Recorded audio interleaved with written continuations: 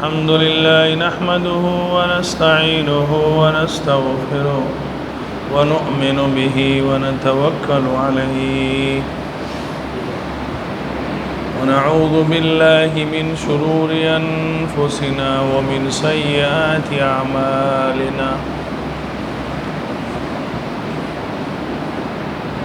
من يهده الله فلا مضل له ومن يضلله فلا هادي له ونشهد أن لا إله إلا الله وحده لا شريك له ولا نذير له ولا وزير له ولا مشير له ولا مثيل له ولا مثل له ولا مثال له ولا ند له ولا زد له ولا مشير له ونشهد أن سيدنا وسندنا وحبيبنا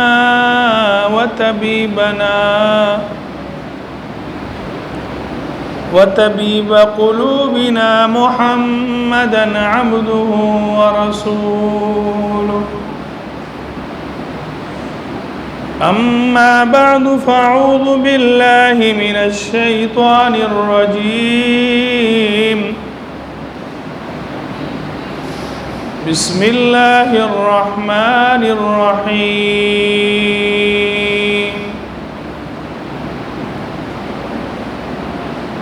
يا أيها الذين آمنوا عليكم أنفسكم وقال تعالى والفتنة أشد من القتل وقال رسول الله صلى الله عليه وسلم اللهم إنا نعوذ بك من الفتن ما ظهر منها وما بطن وقال رسول الله صلى الله عليه وسلم تقع الفتن في بيوتكم كوقع المطر وقال رسول الله صلى الله عليه وسلم تقع الفتن كقطع الليل المظلم صدق الله مولانا العظيم وصدق رسوله النبي الكريم ونحن على ذلك لمن الشاهدين والشاكرين والحمد لله رب العالمين اللهم صل على سيدنا ومولانا محمد وبارك وسلم عليه وصل على المؤمنين والمؤمنات والمسلمين والمسلمات وصل على محمد عبدك ورسولك وأزواجه أمهات المؤمنين وذرياته وأهل بيته أجمعين أستغفر الله العظيم الذي لا إله إلا هو الحي القيوم وأتوب إليه نستغفر الله العظيم الذي لا إله إلا هو الحي القيوم وأتوب إليه میرے محترم و مکرم بھائیوں اور بزرگوں، کلام مقدس میں سے 2 آیتیں اور احادیث مبارکہ میں سے 2 حدیثوں کے مختصر کلمات آپ کے سامنے بیان کیے ہیں۔ اللہ تبارک و تعالیٰ سے دعا ہے کہ اللہ تعالیٰ صحیح اور حق بات بیان کرنے کی توفیق نصیب فرمائے، مجھے سمجھانے، آپ کو سمجھنے، بلکہ تمام عالم اسلام کے لیے اللہ اس کو ذریعہ نجات اور ذریعہ ہدایت بنائے۔ میرے بولنے، آپ کے سننے کو اللہ اپنی بارگاہ عزت میں قبول و منظور فرمائے۔ میرے محترم بھائیوں، ایک لفظ فتنے کا جو ہم ہر آدمی سے الگ الگ عنوان سے سنتے رہتے ہیں۔ کوئی کہتا ہے یار بڑے فتنے کا زمانہ ہے، کوئی کہتا ہے یار بڑے فتنے آ رہے ہیں، کبھی کوئی کہتا ہے یار یہ بڑا فتنہ ہے۔ تو آپ سمجھ لیں کہ فتنہ اس کا معنی کیا ہے، قرآن اور احادیث مبارکہ میں فتنے کے حوالے سے کیا آقا کریم صلی اللہ علیہ وسلم کے ارشادات ہیں۔ یہ فتنہ عربی زبان کا لفظ ہے، اس کا معنی ہوتا ہے کرے کھوٹے کو الگ کرنا۔ جب سونا اور چاندی کو پگھلایا جاتا ہے تو اس میں کھرا کوٹا الگ الگ ہو جاتا ہے، اس کو بھی عربی میں فتنہ کہتے ہیں۔ اور امتحان اور آزمائش کو بھی فتنہ کہا جاتا ہے، کیونکہ اس میں بھی کھرے کوٹے کا پتہ چلتا ہے۔ جب امتحان ہو جاتا ہے تو پتہ چل جاتا ہے کہ کون پاس ہے کون نا پاس ہے۔ آزمائش اور ابتلا کو بھی فتنہ کہا جاتا ہے۔ جب ابتلا اور بلا اور مصیبت آتی ہے تو اللہ پاک فرماتے ہیں میں تمہیں دکھانا چاہتا ہوں کون صابر ہے اور کون غیر صابر ہے، کون اس ابتلا میں صبر کرتا ہے، اس آزمائش میں کون اس میں پاس ہوتا ہے اور کون اس میں ناپاس ہوتا ہے۔ فتنہ حق اور باطل کے درمیان فرق کا نہ ہونا، یہ بھی فتنہ ہے۔ اہل حق کون ہے، اہل باطل کون ہے، یہ بھی ایک بہت بڑی آزمائش اور فتنہ ہے۔ فتنہ یہ بھی ہے کہ سچ اور جھوٹ کا پتہ نہ چلے کہ کیا سچ ہے کیا جھوٹ ہے۔ فتنہ یہ بھی ہے کہ بے حیائی اور یعنی فحاشی عام ہو جائے، یہ بھی فتنہ ہے۔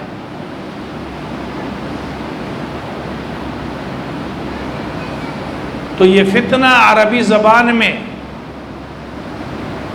کھرے کوٹے کو الگ کرنے کے لیے بھی استعمال ہوتا ہے، ابتلا اور آزمائش کے لیے بھی استعمال ہوتا ہے۔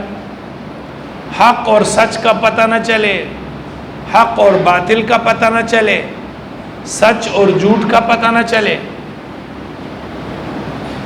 اہل حق اور اہل باطل میں امتیاز کرنا مشکل ہو جائے، اور عریانی، بے حیائی، فحاشی عام ہو جائے، ان سب کے اوپر فتنے کا لفظ استعمال ہوتا ہے۔ آقا کریم صلی اللہ علیہ وسلم کی دعاؤں میں سے ایک دعا جو آپ ہر نماز میں مانگتے تھے وہ یہ دعا ہوتی تھی، اللہم انا نعوذ بک من الفتن ما ظہر منہا وما بطن۔ یا اللہ میں تیری پناہ میں آتا ہوں ان فتنوں سے جو ظاہر ہیں اور ان فتنوں سے جو ابھی پوشیدہ ہے۔ تو ایک دعا تو آپ نے یاد کرنی ہے، اللہم انا نعوذ بک من الفتن ما ظہر منہا وما بطن۔ کیونکہ جب فتنہ آتا ہے کرے کوٹے کا پتہ نہ چلے، سچے جھوٹے کا پتہ نہ چلے، اہل ایمان اور اہل کفر کا پتہ نہ چلے. ایسے حالات آ جاتے ہیں کہ انسان پریشان ہو جاتا ہے کہ کہاں چلا جائے. تو میرے آقا صلی اللہ علیہ وسلم نے یہ دعا سکھلا دی، اللہم انا نعوذ بک من الفتن ما ظہر منہا وما بطن. آقا کریم صلی اللہ علیہ وسلم نے فرمایا تقع الفتن فی بیوتکم کوقع المطر. تمہارے گھروں میں فتنے ایسے آئیں گے جیسے بارش کے قطرے اترتے ہیں، جیسے ایک قطرے کے بعد بارش کا دوسرا قطرہ آتا ہے اور پھر یہ قطرے آ کر کے ایک دریا اور سیلاب اور نالیاں بھر جاتی ہے، اس طرح تم لوگوں کے اوپر فتنے آئیں گے. میرے آقا صلی اللہ علیہ وسلم نے دوسری روایت میں فرمایا اعمال کر لو، نیک اعمال کر لو اس سے پہلے کہ تمہارے اوپر ایسے فتنے آ جائیں کا قطع اللیل المظلم، جیسے تاریک رات کے اندر فتنے ہوتے ہیں، انسان کو راستے کا پتہ نہ چلے. تاریک رات میں انسان کو کھڈے کا پتہ نہیں چلتا، کسی دوست اور دشمن کا پتہ نہیں چلتا. تو آقا کریم صلی اللہ علیہ وسلم نے فرمایا بادرو، نیک اعمال کی طرف دوڑ جاؤ، نیک اعمال کے ساتھ وابستہ ہو جاؤ، فتنے آئیں گے تمہارے اوپر. میرے آقا صلی اللہ علیہ وسلم نے فرمایا اذا التقى المسلمان بسيفهما، جب دو مسلمان آپس میں تلواریں نکال لے ایک دوسرے پر، آپ نے فرمایا قاتل اور مقتول دونوں جہنمی ہیں. یہ بھی فتنہ ہے آپس کی، مسلمانوں کے اندر جھگڑے اور قتل و غارت گری، یہ بھی فتنے ہیں. تو ایک صحابی نے فرمایا رسول اللہ قاتل تو جہنم میں، مقتول کیوں جہنم میں جائے گا؟ تو میرے آقا صلی اللہ علیہ وسلم نے فرمایا مقتول اس لیے جہنم میں جائے گا کہ اس نے بھی تلوار اس لیے نکالی تھی کہ اگر اس کا داؤ چل جاتا تو یہ قاتل کو مارتا. قاتل کا بھی ارادہ قتل کا تھا، مقتول کا بھی ارادہ قتل کا تھا. آپ نے فرمایا کلاہما فی النار، دونوں جہنم میں جائیں. یہ بھی فتنہ ہے. آپ نے فرمایا نیک اعمال کر لو، فتنے ظاہر ہو جائیں گے. وَيَرْفَعُ الْعِلْمَ، علم اٹھ جائے گا. اور آپ نے فرمایا حرج عام ہو جائے گا. صحابہ کرام نے فرمایا رسول اللہ حرج کیا ہے؟ فرمایا قتل. تو یہ قتل مسلمانوں کا آپس میں یہ بھی بہت بڑا فتنہ ہے. میرے آقا صلی اللہ علیہ وسلم نے فرمایا یہ حدیث جب محدثین 100 سال پہلے، اس کا ان محدثین کی شرح ہم دیکھتے ہیں جنہوں نے 200 سال پہلے 100 سال پہلے حدیثوں کی کتابیں لکھی ہے. جب یہ حدیث میں آگے بیان کر رہا ہوں، جب اس کو ہم پڑھتے تھے ان کے شراح کی جو ان شارحین نے معنی کیے تو ہم حیران ہو جاتے تھے کہ یہ کیسا ہوگا. میرے آقا نے فرمایا یہ بھی فتنے ہوں گے کہ مکے کے پیٹ کو چیرا جائے گا.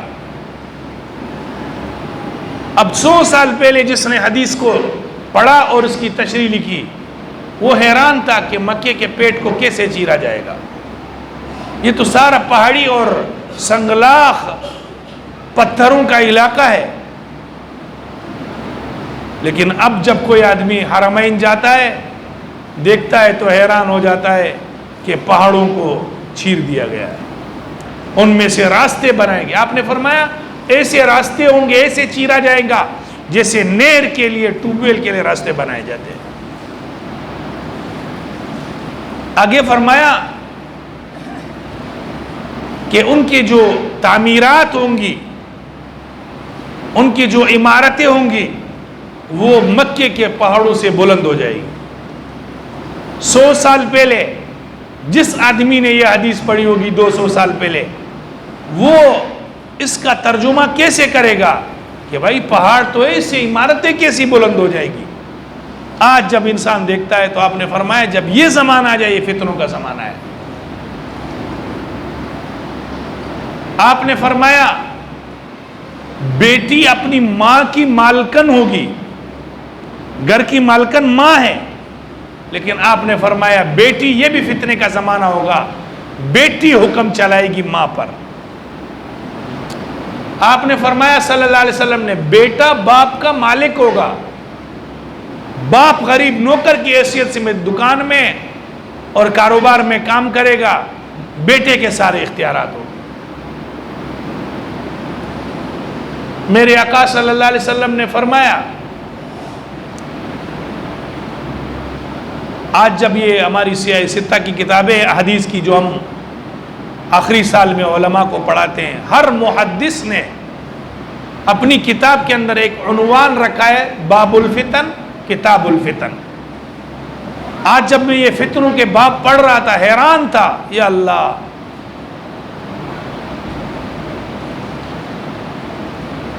50 سال پہلے 100 سال پہلے جن محدثین نے کہ ایک زمانہ آئے گا لوگ مسجدوں میں میاسر پر آئیں گے، مسجدوں میں نماز پڑھنے کے لیے میاسر عربی زبان کا لفظ ہے، مانا ریشمی زین پر آئیں گے. تو لوگ حیران ہوتے تھے ریشمی زین پر کیسے آئیں گے. لیکن جب اب بڑے بڑے سوسائٹیوں میں آپ جائیں، جب وہاں مسجد کے ٹائم میں جمعے کے ٹائم میں آپ جائیں گے تو بڑی بڑی گاڑیاں کھڑی ہوں گی. یہی اس حدیث کا ترجمہ ہے. آپ نے فرمایا نمازوں میں مسجدوں میں بڑے بڑے ریشمی، چونکہ کپڑوں میں قیمتی کپڑا ریشم کا ہے، تو گاڑیوں میں قیمتی گاڑیوں میں جس پر فخر اور غرور کر کے وہ مسجدوں میں آئیں گے. آقا کریم صلی اللہ علیہ وسلم نے فرمایا بھی فتنے کا زمانہ ہے. آقا صلی اللہ علیہ وسلم نے فرمایا کہ عورتوں کے جو بال ہوں گے وہ اونٹ کے کوہان کی طرح ہوں گے. 100 سال پہلے جب انسان عورتوں کے بال تو نیچے لٹک رہے ہیں، اونٹ کے کوہان کیسے ہوں گے؟ لیکن جب آج کے زمانے میں عورتوں کے بال دیکھتے ہیں کہ یہاں کھڑا کر کے اس کے اوپر وہ بنا لیتے ہیں، اللہ ہدایت کرے، اللہ ہدایت کرے. آپ نے فرمایا ہر گھر میں گانے بجانے والی رقاصائیاں ہوں گی. مجھے بتلائے ہر آدمی اپنے گھر میں رقاصائیاں رکھ سکتا ہے؟ 100 سال پہلے کون اس کو کیسے اس کا ترجمہ کرے گا کہ رقاصائیاں اپنے گھر میں ہوگا؟ آج ہر گھر میں ہر مولوی، ہر مفتی، ہر تبلیغی، ہر حاجی، ہر دنیا دار کے جیب میں رقاصائیاں پڑی ہوئی. بٹن دبا اور کھولو، دنیا کی ہر چیز، گانے بجانے. آقا کریم صلی اللہ علیہ وسلم نے اپنی نگاہ نبوت سے 1450 سال پہلے جو فرما دیا آج وہ ہمارے سامنے. آپ صلی اللہ علیہ وسلم نے فرمایا یہ بھی فتنوں کا زمانہ ہوگا، میری امت شراب کو شربت کے نام سے حلال کرے گی. ابھی بھی بڑے کئی لوگوں سے ہماری بات ہوئی، وہ کہتے ہیں حضرت یار انگور کا شیرہ ہے، یہ بیر کا شیرہ ہے. یہ تو 1450 سال پہلے میرے آقا نے جو فرما دیا، قربان جاؤں ہمارے آبا و اجداد، پوری امت آقا کریم صلی اللہ علیہ وسلم پر قربان جائیں. فرمایا کہ میری امت شراب کو شربت بنا لے گی، حلال کرے گی.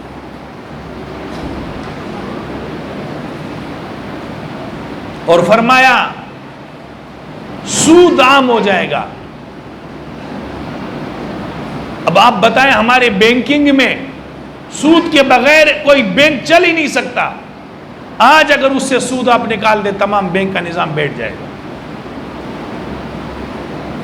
میں نے آقا نے فرمایا یہ بھی فتنوں کا زمانہ ہوگا، نمازوں کو لوگ ضائع کریں گے.